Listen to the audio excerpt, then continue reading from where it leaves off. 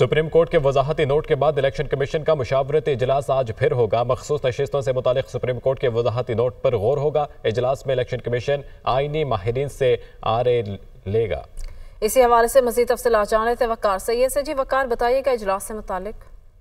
जी बिल्कुल, election commission आज तीसरी दफा जो है वो सर जोड़ेगा। जो इलेक्शन कमीशन का वजाहती फैसला है 4 सफ़ात पर मुश्तमिल, चूंकि उसमें सुप्रीम कोर्ट की जानिब से वाज़ेह तौर पर इलेक्शन कमीशन को हिदायत दी गई है कि वो न सिर्फ जो 40 अरकान है उनको पाकिस्तान तहरीक इंसाफ का नोटिफाई करे, बल्कि जो खवातीन की मखसूस नशिस्तें हैं उससे मुतल्लिक भी जो है वो शेड्यूल जारी करे और उस पर अमल दरामद करे। पीर को ये इजलास हुआ था, गुज़िश्ता रोज़ ये इजलास हुआ था, लेकिन इलेक्शन कमीशन जो है वो किसी नतीजे पर नहीं पहुंचा था, जिसके बाद ये फैसला किया गया था कि इस मामले पर जो लॉ विंग है उसके अलावा जो आईनी माहिरीन है उनसे भी जो है वो राय ली जाए। और जराए का यही कहना है कि आज इलेक्शन कमीशन जो है वो जो आईनी माहिरीन है उनसे आरा लेकर इस पर मुतल्लिक कोई जवाब जो है वो तशकील दे सकता है। ताम जो आज का दिन इस हवाले से भी अहम है कि इलेक्शन कमीशन चूंकि पाकिस्तान तहरीक इंसाफ में मुतालबा कर रही है, जबकि सुप्रीम कोर्ट की जानिब से भी वाज़ेह अहकामात हैं और तकरीबन आखिरी फेज है इलेक्शन कमीशन की मशावरत का, जिसके बाद तवक्को ये है कि आज तक जो है इस पर वाज़ेह तौर पर कोई हिकमत अमली आ जाएगी कि इलेक्शन कमीशन इन 4 सफ़ात के वजाहती नोट पर और जो मखसूस नशिस्तों से मुतल्लिक जो अमल इजलास में आईनी माहिरीन से आरा ली जाएगी। वकार सैयद हमें अपडेट कर रहे थे, बहुत शुक्रिया। तर्जुमान PTI रऊफ हसन का नाम ECL से निकालने की दरख्वास्त पर समात। इस्लामाबाद हाई कोर्ट ने वजारत दाखिला और FIA को नोटिस जारी कर दिए। रिजवान काजी से मजीद इस्मात का अहवाल जानेंगे। जी रिजवान।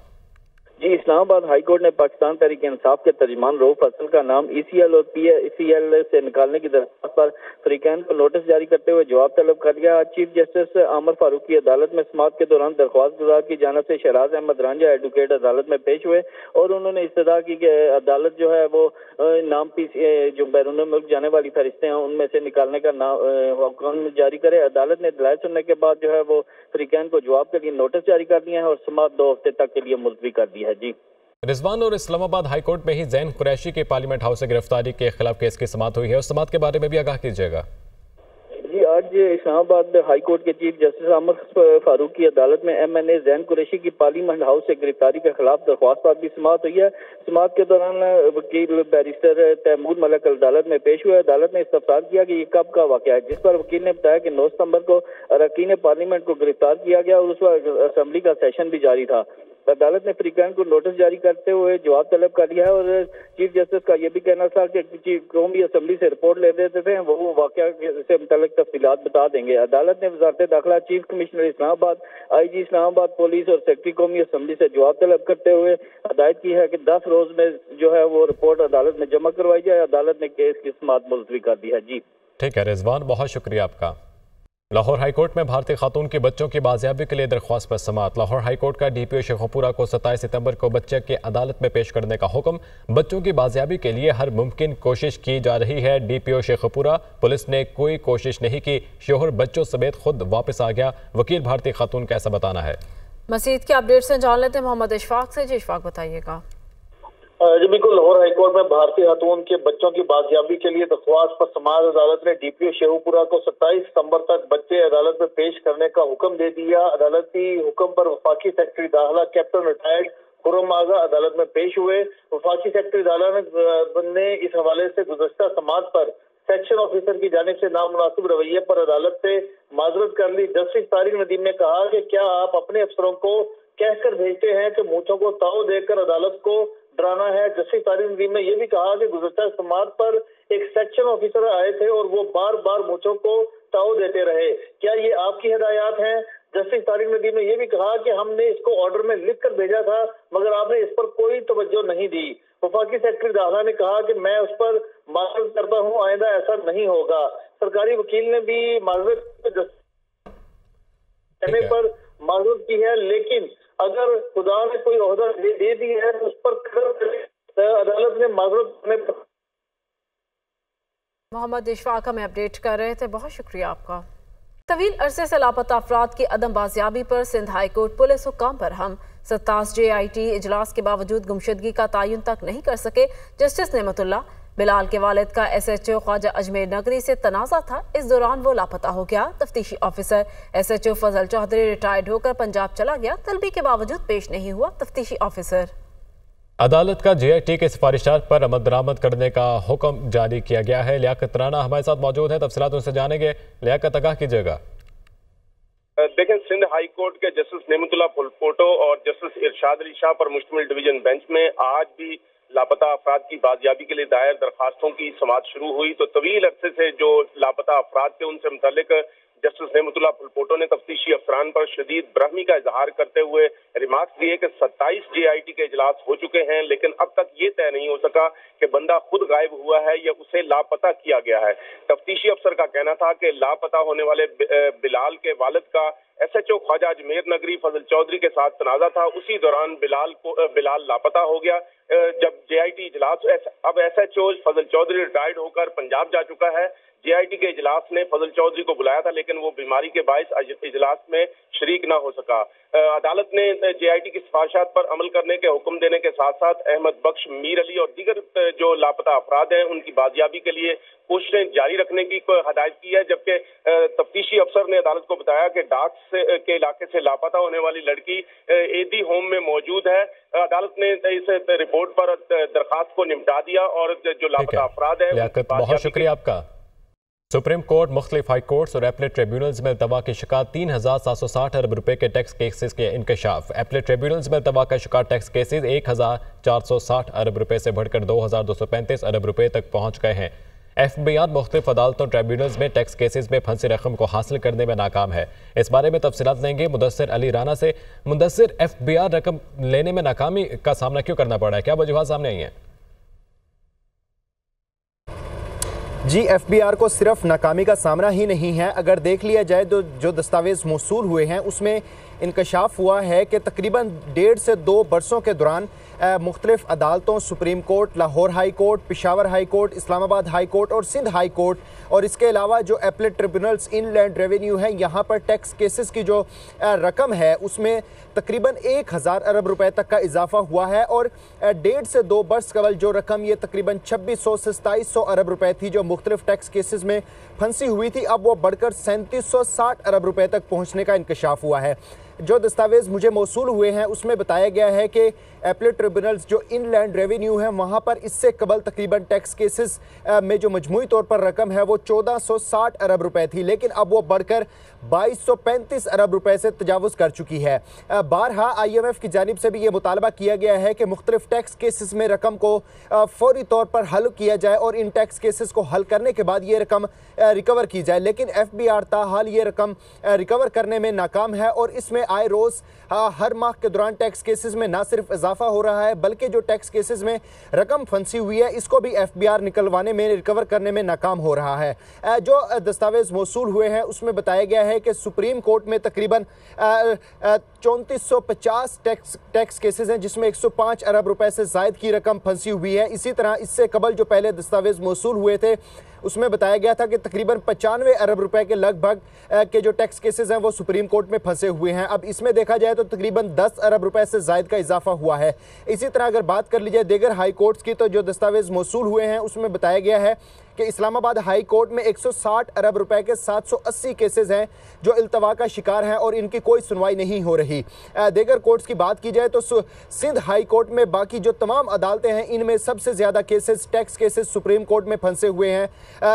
सिंध हाई कोर्ट में बाकी अदालतों की निस्बत सबसे ज़्यादा टैक्स केसेस तकरीबन 390 अरब रुपए के टैक्स केसेस इल्तवा का शिकार हैं। इसी तरह लाहौर हाई कोर्ट में 4670 टैक्स केसेस हैं जिसमें 180 अरब रुपए से ज़ायद की रकम इन्वॉल्व है, लेकिन FBI यहां से ये रकम रिकवर करने में मुकम्मल तौर पर नाकाम नज़र आ रहा है।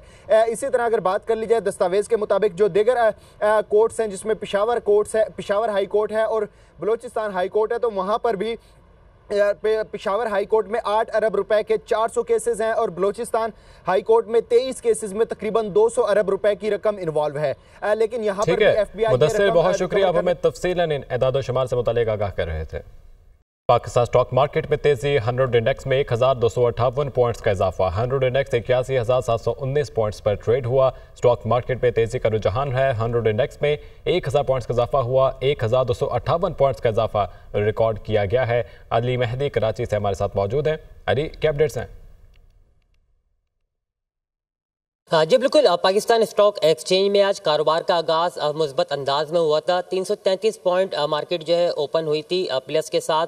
इस वक्त भी हम देख रहे हैं कि मार्केट में पॉजिटिव ट्रेंड जो है प्रिवेल करता नजर आ रहा है। इस वक्त 100 इंडेक्स में तकरीबन 1248 पॉइंट्स के इजाफे से 81,711 का लेवल जो है मार्केट मेंटेन कर रही है, जबकि ट्रेडिंग के दौरान ही 100 इंडेक्स में आज 1266 पॉइंट इजाफे से 81,727 पॉइंट्स के लेवल तक भी गई थी। इससे कबल 19 जुलाई 2024 को 100 इंडेक्स जो है वो 81,900 के लेवल पे पहुंचा था। माहिरीन का कहना है कि 25 सितंबर को IMF के बोर्ड इजलास में पाकिस्तान के लिए $7 अरब के कर्जे की मंजूरी की तवक्कात और आलमी मार्केट में तेल की कीमतों में मुसलसल कमी के नतीजे में करंट अकाउंट डेफिसिट में भी जो है वो 81% तक जो है वो कमी हुई है, जबकि मईशत में भी बेहतरी की तवक्कात की जा रही है। और इस तमाम अवामिल की बिना पे मार्केट में जो है खरीदारी रुझान में इजाफा हुआ है। माहिरीन का कहना है कि मार्केट में जो है मजीद नए लेवल जो है वो खरीदारी रुझान।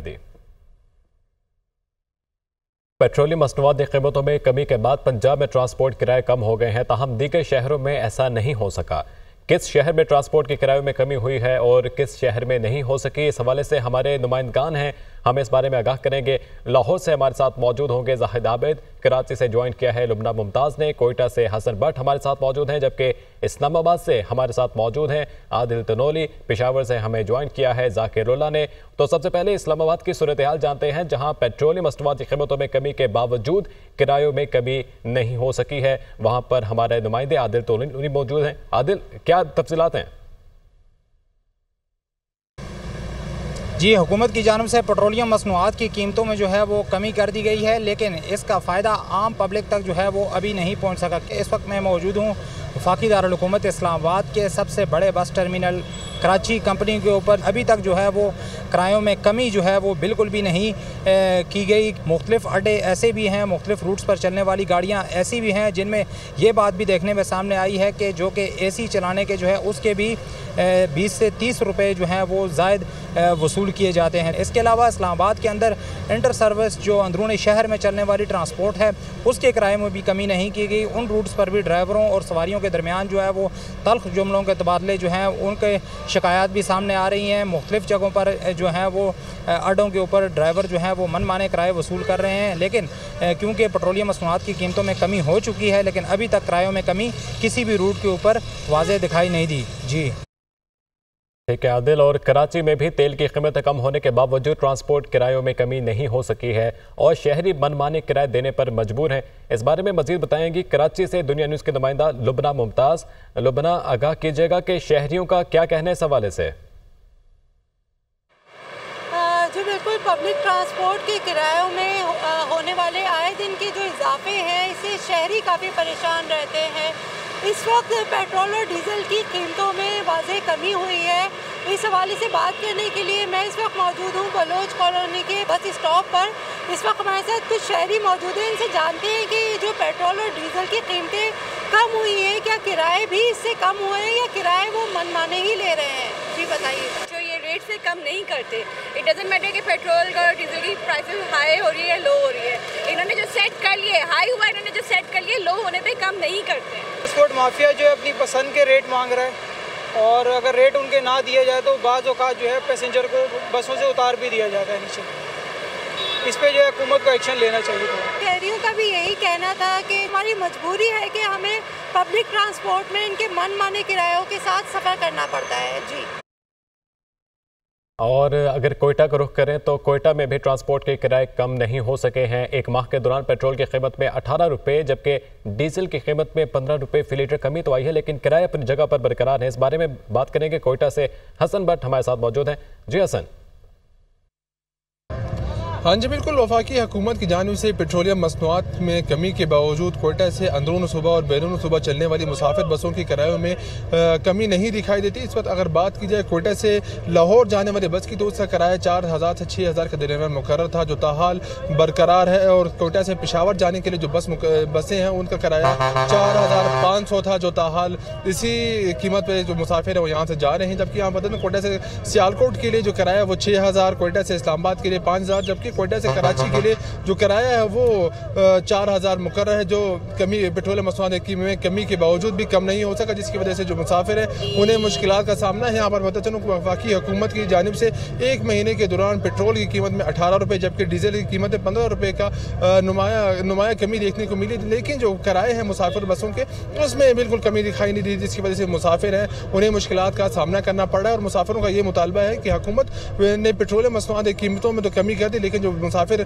बसें हैं उनके किरायों में कमी करने के लिए इक़दाम उठाएं। जी ठीक है। और आगे बढ़ते हुए अगर तेल की कीमतों में कमी के बावजूद पेशावर की बात करें तो पेशावर में ना तो किरायों का तयन हो सका है और ना ही सरकारी किरायानामा जारी हो सका है। ट्रांसपोर्टर्स और मुसाफिरों के दरमियान जोड़ तोड़ करके ही किराया तय किया जाने लगा है। और हमारे नुमाइंदे जाकिरुल्लाह इस वक्त पेशावर बस टर्मिनल में मौजूद हैं, उनसे जानेंगे कि बस टर्मिनल के क्या मनाजिर हैं, वहां पर क्या भाव तो जारी है। जी बिल्कुल, इस वक्त मैं पेशावर के बस टर्मिनल में मौजूद हूँ। यहाँ पे हुकूमत की जानिब से पेट्रोल और डीज़ल की कीमतों में कमी तो लाई गई है, लेकिन यहाँ पे किराए की जो सिचुएशन है ये मुख्तलिफ नज़र आ रहा है, क्योंकि यहाँ पे सरकारी नरखनामा जो है उसके बाद जारी नहीं हुआ।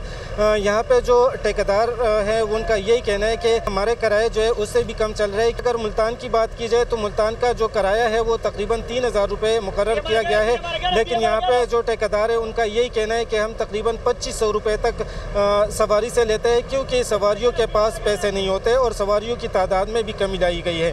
अभी पेट्रोल और डीजल की कीमतों में जो कमी लाई गई है तो उनका यही कहना है कि हम महकमे ट्रांसपोर्ट से बार बार रब्ता कर रहे हैं कि हमें सरकारी नरखनामा जारी किया जाए, लेकिन अभी तक सरकारी नरखनामा जो है गवर्नमेंट की जानिब से या महकमे ट्रांसपोर्ट की जानिब से हमें सरकारी नरखनामा जो है वो जारी नहीं होता। जी